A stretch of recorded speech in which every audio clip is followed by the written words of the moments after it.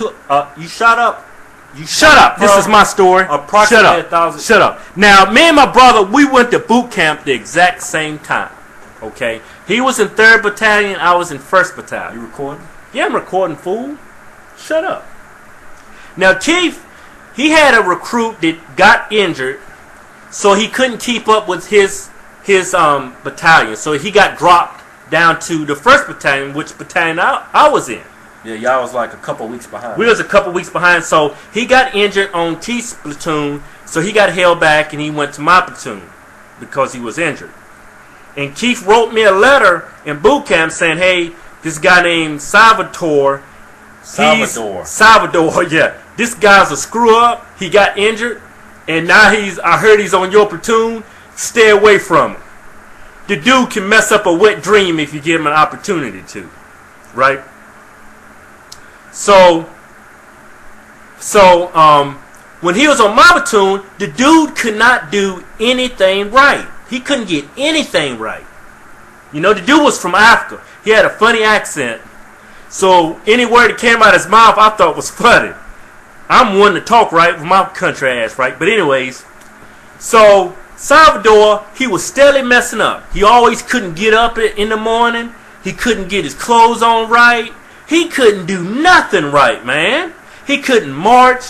Anything you name. He couldn't climb a rope. He couldn't do the obstacle course. I'm like, why is this dude even here? You know what I'm saying? But we went to the rifle range. This is like one of the funniest things I've ever seen in my entire life. Right? We on the rifle range trying to qualify on the rifle range. I'm shooting good. I'd already qualified. And Salvador, he's about 3 bodies down from me. Right? And the whole time he's on the rifle range, the drill instructors on the rifle range saying, keep the damn muzzle down range. If I see that damn muzzle point anywhere else than down range, we got problems. Explain what you mean by that. And what I mean by that, while you're on the rifle range, you always want to keep your muzzle down range towards the target. You never want it flashing anywhere else because this thing's loaded. It might go off and kill somebody. I mean, we're holding M16s. You got an M16. If you shoot somebody with an M16 bullet, that would make a little hole right like that in your chest, in your back. It'll blow your whole back out. Yeah, you dead instantly. It's an M16 we're qualifying with. That was a safety issue, and he had a big problem with that. He couldn't even tie his shoes right. His shoes would come untied sometimes when we was marching. The dude couldn't do anything right.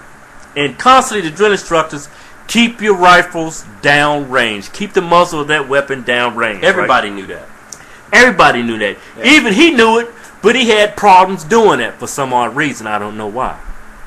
But what I want to get to is when we was qualifying, Salvador, he was shooting his rifle down range. He was doing that right. You know what I'm saying? And unfortunately for him, while he was shooting, you know, the casing of the bullet would shoot out, right? It would just shoot off to the side. Some odd reason, I was finished shooting. I was sitting back. I had my M16 rifle on my back. I was done. I had the safety on. I was already done with the rifle range. I already qualified. For some odd reason, I don't know why this happened to him. I don't know if he's cursed or anything. But for some odd reason, when he was shooting, the casing from the empty shell casing that the M16 spits out, it didn't shoot across like it's supposed to. It went straight up in the air, landed in the back of his neck, and went down the back of his uniform, his camis. Tell him why that's so significant. Now, I'm going to tell you why this is so significant. When that bullet is shot by A16, A1, M16, whatever you call it, service rifle, that thing is hot. It is so hot. If you put it on your skin, it would instantly melt the skin off of your body. This shell casing went down the back of his uniform, down his collar. Now, Salvador already had a problem of keeping his composure and keeping his muscle down range. This empty shell casing that went down the back of his uniform didn't help any. It was cooking the hell out of his black ass. So as soon as I'm like looking at him, and I'm looking at I got a perfect seat, right? I got a perfect seat. I'm sitting down. It's like looking at a movie, man. That shell casing goes up. I'm like, what the hell? Goes down the back of his jersey, and instantaneously, this dude gets up, flashing his damn gun all over the place, screaming at the top of his lungs. It's burning my neck! It's burning my neck! He forgot all about keep his damn muzzle down range. He could have just dropped his weapon and left it pointing down range. No, he gets up, he's running all over the place, pointing his damn weapon at everybody. And it's fully loaded. Drill instructor comes up, picks that dude. This drill instructor was huge, man. He was about 6'8", probably about 260, nothing but muscle. I don't even know why he was in the Marine Corps. He should have been playing in the NFL, but that's another story. Picks this African dude up by his neck with one hand, said, I'm gonna kill you. Slams him down. Dude didn't move for a minute after that.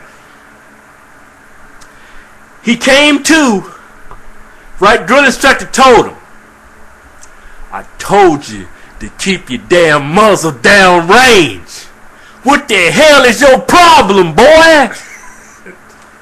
Salvador's like, That shit burnt the hell out of his back. couldn't even talk. I go up to the drill instructor. I says, drill instructor, permission from recruit Hodge to speak, sir. He says, shut up, Christmas colors. Go sit your ass down. Now the reason why he called me Christmas colors, I had a severe case of pink eye. So I had some red, some blue, some green. So he called me Christmas colors. What's wrong, man? So I wouldn't sit down. Eventually Salvador told him, brass went down my back, sir. Brass went down my back, sir. Rolled him over, took his shirt off. Dude had third-degree burns all the way down his damn back. That was funny as hell. You know what? Recruit Salvador, he made it through boot camp. He honestly made it. I don't know how he did it, but he did it. But you know what? Before I end this story, I'm glad I didn't have to go to war with Recruit Salvador, because if I did, I wouldn't be killed by the enemy. Probably I'd been killed by him. Maybe he'd have dropped a grenade or they accidentally shot my black ass or something. Alright, I'm gonna stop recording, man.